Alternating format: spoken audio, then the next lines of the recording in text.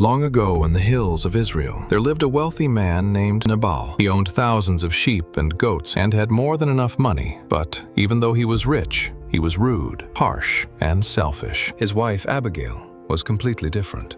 She was wise, kind, very beautiful, and respected by everyone around her. At this time, David, the future king of Israel, was living in the wilderness with his men. While staying near Nabal's land, David and his soldiers protected Nabal's shepherds from thieves and danger. One day, during a season of celebration, David sent messengers to ask Nabal for food and kindness in return for the protection they had given. But Nabal became angry and insulted David publicly. When David heard what happened, he was furious. After protecting Nabal's workers, this disrespect felt deeply personal. David gathered his men and prepared for revenge. But one of Nabal's servants quickly warned Abigail about the danger coming toward their home.